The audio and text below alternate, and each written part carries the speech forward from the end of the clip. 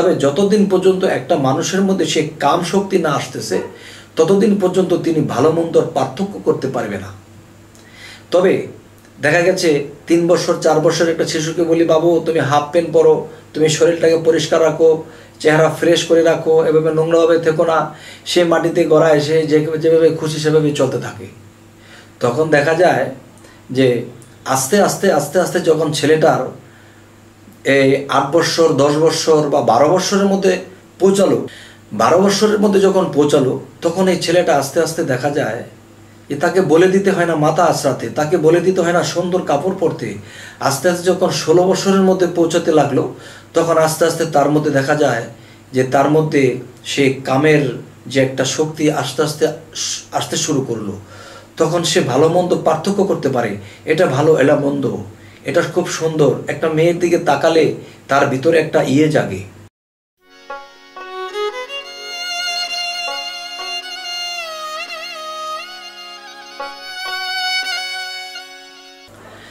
হে জগতবাসী, আমি শামীম আলী চিশতি আপনাদের সামনে আজ অন্য একটি আলাপ নিয়ে আসলাম।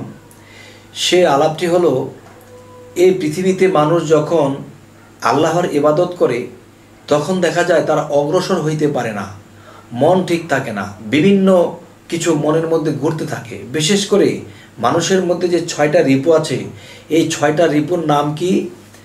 কাম, ক্রোধ, লোভ, মোহ, মায়া, মাৎসর্য।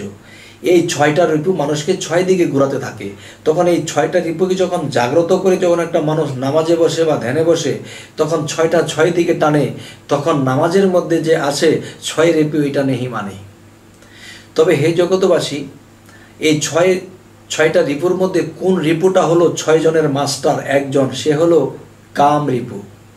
এই কাম রিপুই কি করে যে এই কাম রিপুটা কিন্তু শয়তান। তবে এই শয়তান যদি না থাকে তবুও কিন্তু চলবে না, আর যদি সে থেকে অতিরিক্ত শয়তানি করে তবুও চলবে না। সবটা জিনিসের মিডলের দরকার। হে জগতবাসী, তবে এই শয়তান কখনো মানুষকে মুক্ত হতে দেয় না, বরঞ্চ এই দুনিয়ার সাথে তাকে যুক্ত করে দেয়। অমুক মেয়েটা ভালো রে, ওখানে গেলে টাকা পয়সা ইনকাম হবে, মানুষের ক্ষতি করলে আমার টাকা পয়সা ইনকাম হবে, এটা করলে আমি সুখ শান্তিতে থাকতে পারবো, এটা করলে মানুষ মরে যাবে কিন্তু আমার টাকা হবে। মানে 6টা রিপু তাদের কাজ হলো এগুলো। আর এই 6 রিপুর সাথে মাস্টারকে, এই 6 রিপুর মধ্যে মাস্টার হলো কাম রিপু। এই কাম রিপু যেমন ক্ষতিকারক তেমনি উপকারকারক। তা কি করে? যেমন একটা শিশু বাচ্চা 3 বছর 4 বছর বয়স, তার কিন্তু কাম শক্তি নেই, তার মধ্যে শয়তানি শক্তি জাগ্রত নেই।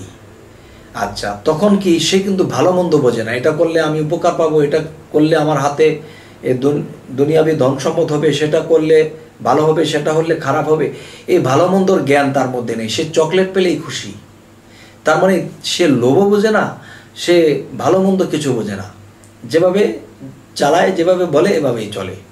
তাহলে তার মানে বোঝা গেল তার মধ্যে যে আল্লাহ পরম সত্তা আছে তা জাগ্রত নয়, এবং তার মধ্যে যে শয়তান আছে সেটাও জাগ্রত নয়। জাগ্রত না হওয়ার ফলে তিনি অবুঝ।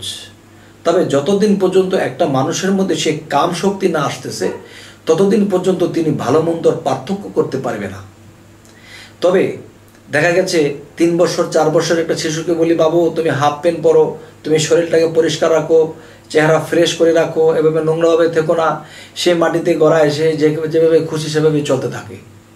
তখন দেখা যায় যে আস্তে আস্তে আস্তে আস্তে যখন ছেলেটার এই 8 বছর 10 বছর বা 12 বছরের মধ্যে পৌঁছালো, 12 বছরের মধ্যে যখন পৌঁছালো তখন এই ছেলেটা আস্তে আস্তে দেখা যায় যে তাকে বলে দিতে হয় না মাথা আঁচড়াতে, তাকে বলে দিতে হয় না সুন্দর কাপড় পরতে। আস্তে আস্তে যখন 16 বছরের মধ্যে পৌঁছাতে লাগলো তখন আস্তে আস্তে তার মধ্যে দেখা যায় যে তার মধ্যে সে কামের যে একটা শক্তি আস্তে আস্তে আসতে শুরু করলো। তখন সে ভালো মন্দ পার্থক্য করতে পারে, এটা ভালো এটা মন্দ, এটা খুব সুন্দর। একটা মেয়ের দিকে তাকালে তার ভিতরে একটা জাগে যে মেয়েটা কত সুন্দর। এই সুন্দর বা এরকম বোঝার শক্তি আগে ছিল না, এখন কেন হলো? এখন তার মধ্যে কাম এসেছে, তার মানে কামের পাশাপাশি তার মধ্যে জ্ঞান এসেছে। তখন জ্ঞান আর কাম, ভালো এবং মন্দ দুটোই তার মধ্যে কাজ করতে শুরু করেছে।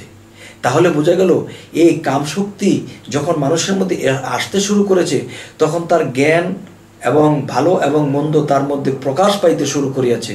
তখন আস্তে আস্তে তার যখন 18 বছর হয়ে যায়, তখন সে সম্পূর্ণ ভালো মন্দ যাচাই করে চলতে পারে।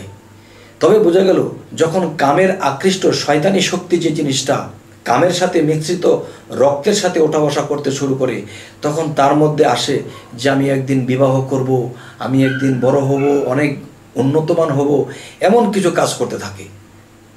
তখন বোঝা গেল কি যে এই কামশক্তির কারণেই তার জ্ঞান বুদ্ধির প্রখরতা হয়েছে।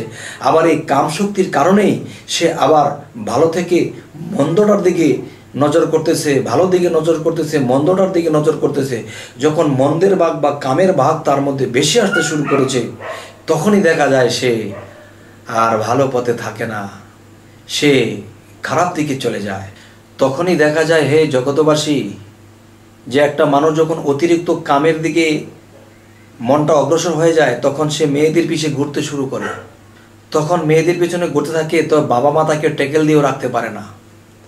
তো এই মনটাকে যদি কেউ ভালো পথে খাটায়, তো সে পৃথিবীতে উন্নত হবে, আর না হয়তো সাধক জগতে থাকলে সে আল্লাহ পর্যন্ত পৌঁছে যাবে।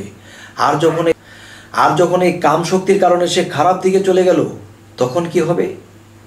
তার ইহকাল পরকাল খারাপ দিকে চলে গেল। যদি ভাগ্য নসিব আল্লাহ ভালো রাখে, কর্ম যদি ভালো থাকে, তাহলে সে একদিন এই শক্তিটাকে নিয়ে সে উন্নত জায়গা চলে যাবে, আল্লাহর পর্যন্ত পৌঁছে যাবে। এই জন্য আল্লাহ এই পৃথিবীতে রোজার সিস্টেম করেছে। বেশি বেশি রোজা রাখো। এই রোজা যদি রাখতে পারো, তাহলে তোমার সেই জিনিসের দমন হবে। পাশাপাশি নিরামিষ খেতে হবে।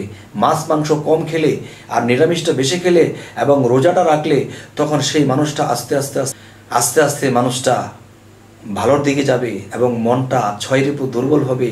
তখন জীব দুর্বল হবে, তখন পরমাত্মা জাগ্রত হবে, তখন একদিন আল্লাহ পর্যন্ত পৌঁছে যাবে। হে জগতবাসী, আমাদের এই চ্যানেলের কথা যদি আপনাদের ভালো লাগে, তাহলে আমাদের চ্যানেলের কথাগুলো আবার ফিরে পেতে আপনারা সাবস্ক্রাইব করুন। বাদ বাকি ভিডিওগুলো পেয়ে যাবেন ইনশাআল্লাহ। তো আজ এই বলেই রাখছি, সকলেই ভালো থাকবেন। আল্লাহ হাফেজ।